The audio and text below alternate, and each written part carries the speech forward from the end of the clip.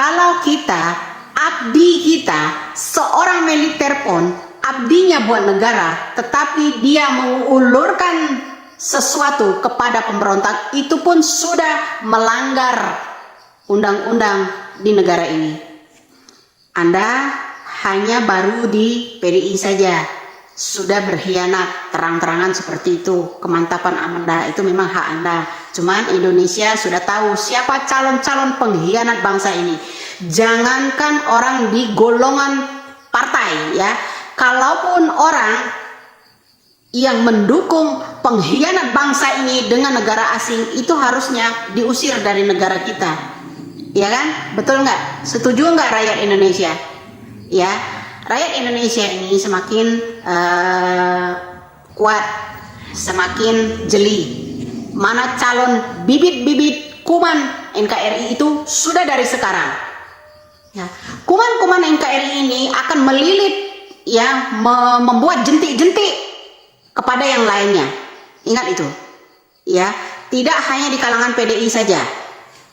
Mereka membuat jembatan dari PAN pindah ke PDI, dari PDI pindah ke Gerindra, dari Gerindra pindah lagi ke Golkar, seperti itu. Ingat, bro, jentik-jentik pengkhianat bangsa ini, ya, loncat-loncat, berpindah-pindah.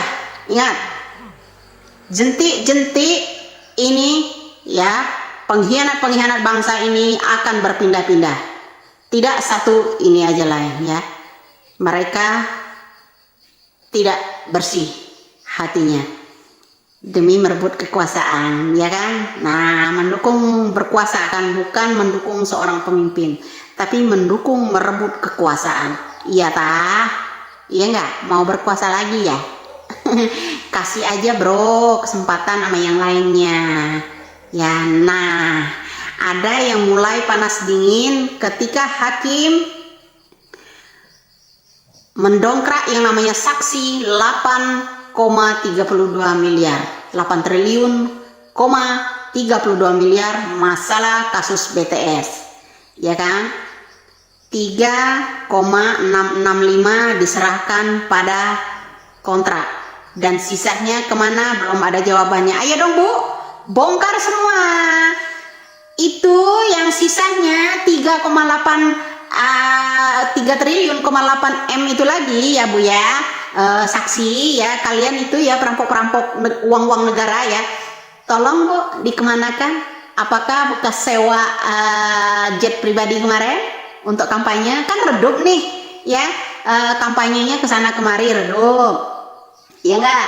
Kemudian naik jet pribadinya udah redup, ya kan? Jangan-jangan itu juga ada pembuatan yang namanya landasan helipad yang di atas pulau reklamasi itu ada kaitannya nih dengan BTS, ya enggak? Semoga aja terbukti ya.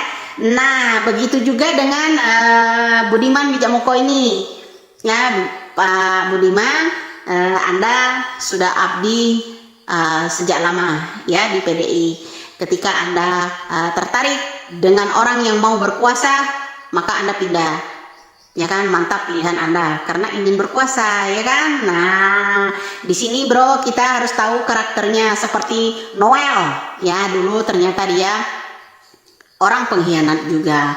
Udah sejauh ini udah berapa banyak ya pengkhianat-pengkhianat dari PDIP ya, udah banyak juga ya saya lihat ya. Nah, termasuk Noel dulu, ya kan? Nah, di situ bro kita harus jeli. Kalau ada orang-orang yang model-model begini direkomendasi menjadi anggota legislatif, hati-hati.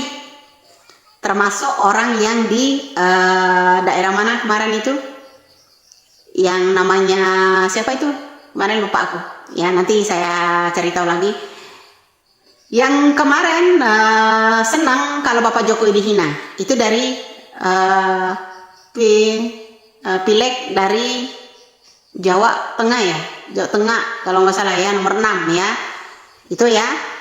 Jadi calon legislatif yang nomor 6 itu hati-hati, itu yang didukung dari Gerindra juga, yang kemarin senang bertepuk tangan. Ayo katanya rame-rame melaporkan bahwa Rocky Gerung katanya, tapi ditolak syukur katanya kan. Nah, jadi itu harus hati-hati.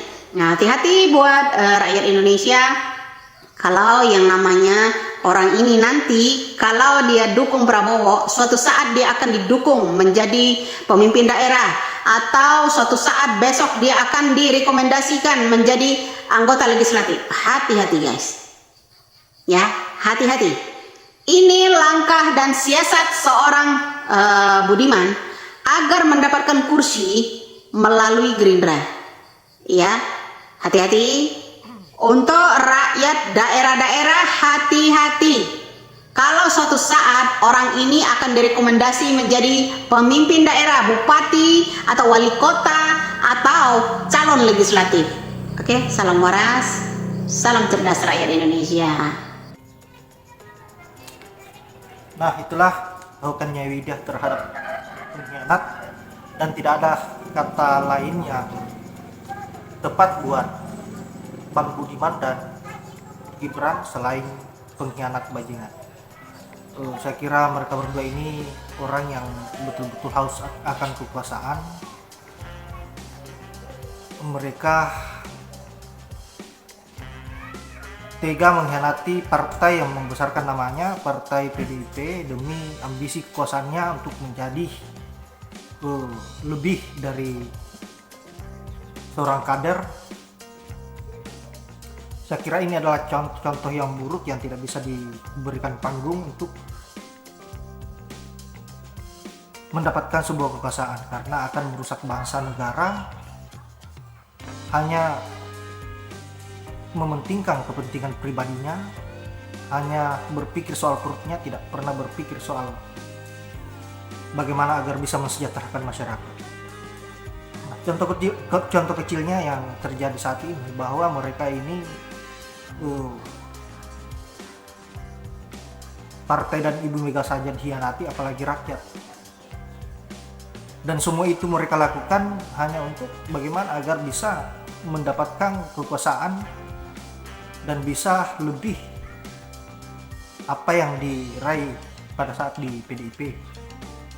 Masyarakat harus cerdas menilai, dan sesuai dengan apa yang disampaikan oleh Nyai Widya tadi, saya berharap sahabat-sahabat bisa menelaah dengan baik dan tidak gegabah dalam menentukan sebuah pilihan, bahwa yang layak untuk dijadikan sebagai pemimpin atau bisa kita support orang yang memang mempunyai kinerja yang baik dan tidak mempunyai rekam jejak yang buruk, bahwa seolah-olah dia lebih mementingkan kekuasaan dibanding